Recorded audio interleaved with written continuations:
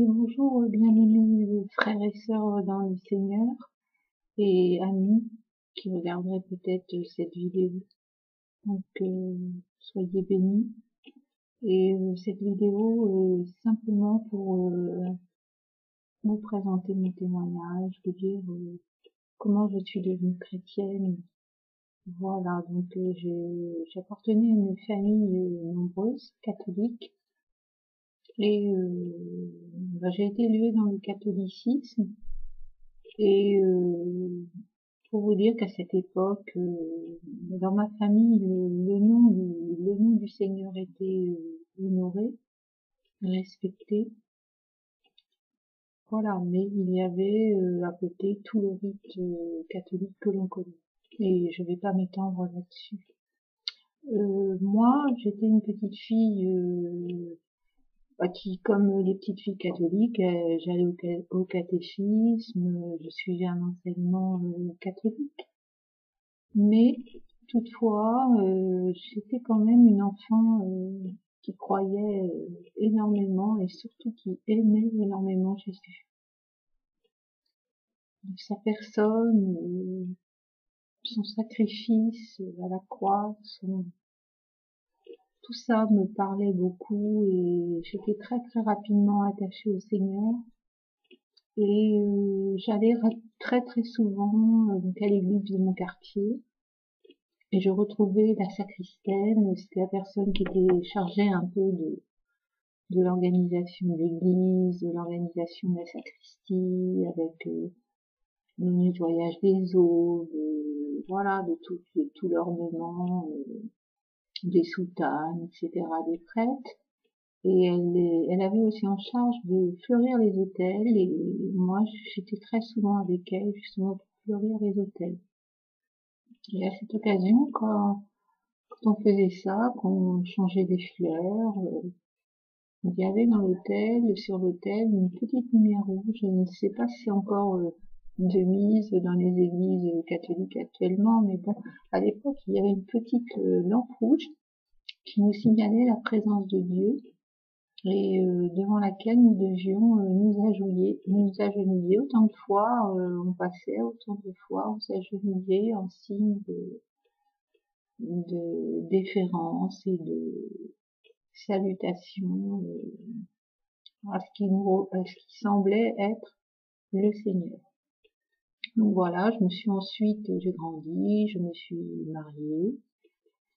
Et après mon mariage, j'ai moins fréquenté l'église. Je pense comme beaucoup de catholiques, je fréquentais beaucoup moins l'église au niveau des rites. Ça devenait plus de l'occasionnel. Et par ailleurs, j'ai reçu une formation, donc je suis devenue infirmière. Et lorsque j'ai commencé à exercer, naturellement, je côtoyais beaucoup de malades. Et dans mes malades, il y avait une chrétienne. Et cette chrétienne, son médecin était chrétien également. Donc bien souvent,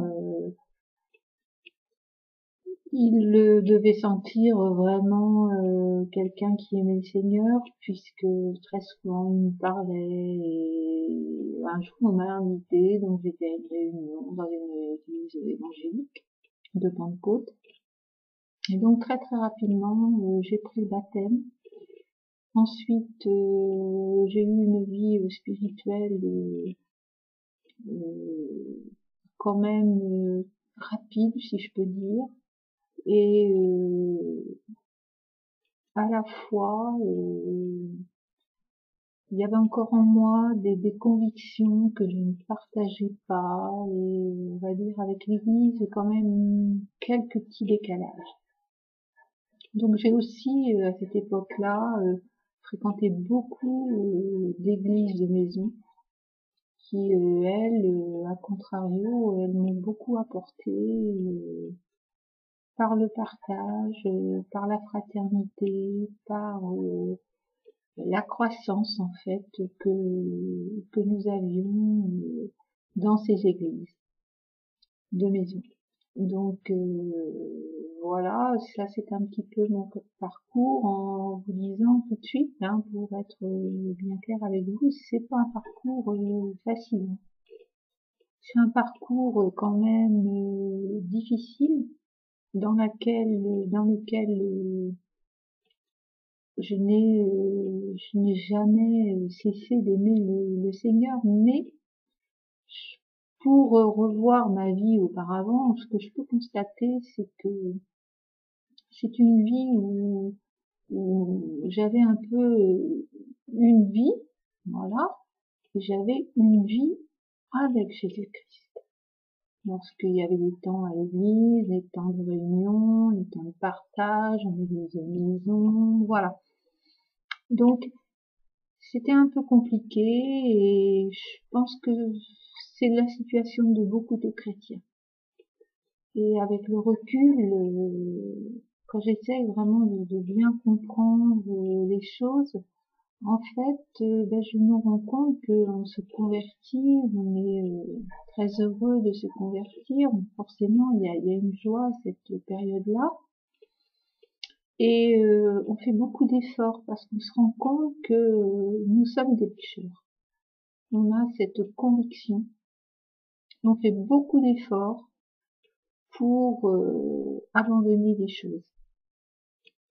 Et puis là-dessus, je pense que ça a été aussi le fait des enseignements que moi j'ai reçus à l'époque, c'est-à-dire que bon, il y avait des choses dont il ne fallait pas parler, il y avait des choses qu'on ne devait pas aborder, voilà, et des choses contraires à l'enseignement qu'on recevait, donc il fallait faire des efforts humains, si je peux dire, pour obtenir une certaine sanctification.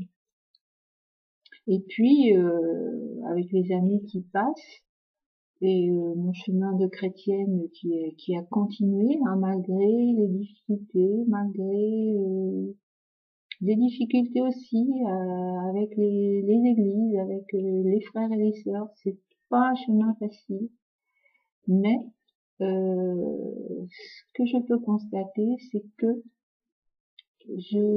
maintenant, j'ai une vie qui est vraiment en Christ. C'est-à-dire, j'ai réalisé que moi, je devais en fait tout perdre. C'est-à-dire, je devais lâcher tout et permettre, en perdant tout, que le Saint-Esprit me redonne, voilà, la véritable vie en Jésus-Christ. C'est-à-dire sa façon de penser, sa façon de se comporter, qui transforme vraiment quelque chose en fait qui avait lâché prise. Hein. C'est la nouvelle naissance. C'est un peu compliqué parce que c'est vraiment l'œuvre du Saint-Esprit en nous. Mais le Saint-Esprit ne peut pas agir s'il n'y a pas en fait ce lâcher prise. C'est un peu compliqué à expliquer, mais c'est comme dans la parabole du jeune homme riche. Voilà, le Seigneur lui dit celui qui regarde en arrière n'est pas propre à mettre la main à la charrue, c'est-à-dire il faut faire un lâcher prise et c'était pas oui c'est les richesses qui étaient un frein, donc suis-moi, donne tout ce que tu as aux pauvres, suis-moi. Mais c'était peut-être pas le plus compliqué de donner son argent aux pauvres, le plus compliqué c'était de tout lâcher, c'est-à-dire presque d'oublier l'ancienne créature que nous étions pour en devenir une nouvelle, avec la pensée du Seigneur, le comportement qui plaît à Dieu et la compréhension des choses de Dieu qui vont avec. Donc voilà, donc je vous dis pas du tout des mots de découragement, je vous dis des mots d'encouragement et puis peut-être quelques conseils qui sont liés à mon âge. Et puis aussi, je voudrais à tous ceux qui êtes encore loin du Seigneur, qui n'êtes pas convertis, n'êtes pas au Seigneur, voudrais vous livrer un verset qui, moi, me parle également beaucoup, et j'espère qu'il vous fera du bien et qui vous fera réfléchir. Alors, c'est dans l'Ecclésiaste. L'Ecclésiaste nous dit: il a fait toutes choses belles en leur temps. Aussi a-t-il mis le monde en leur cœur, sans toutefois que l'homme puisse comprendre d'un bout à l'autre l'œuvre que Dieu a faite. Donc, en fait, il y a une première pensée qu'il a fait toutes choses belles en leur temps. C'est-à-dire qu'on a l'impression que Dieu, il y a un temps pour Dieu. On dit toujours que Dieu est un Dieu d'ordre et pas de désordre, mais c'est vrai, il y a un temps pour Dieu. Donc le premier temps, par rapport à la création du monde, c'est ce que tout le monde connaît, hein, il a fait le monde en 7 jours. Hein, donc je vous passe tous les détails. Donc il a fait Adam en prenant la poussière, en fait. Voilà, donc Adam, il est vraiment issu de la terre. Hein. Et puis, il y a eu la création, il y a eu le monde, hein, qui a continué. Et puis, il y a eu le deuxième temps, qui est le temps de la grâce, avec la venue de Jésus-Christ. Et là, Jésus-Christ, c'est vraiment le premier Adam. Et c'est un Adam qui est complètement différent du premier. Donc, c'est un Adam qui n'est pas fait de la poussière.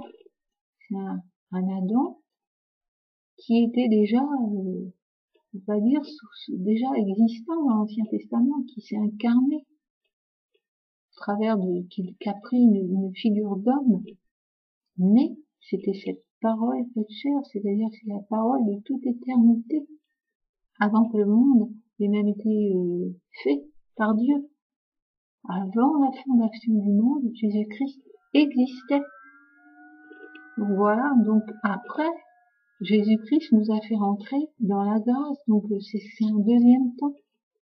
C'est un temps où, en fait, nous, on sait qu'on sera rendu semblable au Seigneur. On ne peut pas compliquer les choses, mais dans ce monde, le Seigneur de la vie est toujours présent.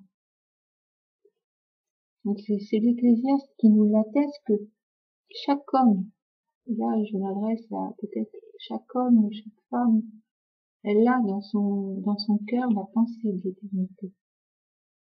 Voilà, déjà il y a, on peut dire, ce petit germe qui est dans son cœur. Et toutefois, on nous précise à la fin qu'on peut pas tout comprendre. Donc en fait, notre témoignage, c'est un témoignage de foi. C'est pas un témoignage scientifique, même si bien souvent, pratiquement tout le temps, la Bible ne contredit pas la science. Mais la Bible, c'est un livre de foi. C'est-à-dire Dieu se révèle au travers d'écrivains au cours des siècles qui nous ont parlé. Au travers d'eux, Dieu nous parle. Et nous, puisque nous n'avons pas vécu quand Jésus-Christ était sur la terre, nous, c'est uniquement la foi et cette relation personnelle que nous avons avec un Dieu qui est vivant et qui nous parle. Et à ce propos, dans mon témoignage, je veux aussi quand même préciser que j'ai été guérie 2 fois. Et ce que je veux dire, c'est que, en fait, Dieu guérit toujours. Donc je peux pas m'étendre davantage, mais Dieu guérit et Dieu convertit les cœurs. Donc si vous avez ce petit germe en vous, si mes propos aujourd'hui vous parlent, n'hésitez pas, écrivez-moi sur ma chaîne, rapprochez-vous de Dieu.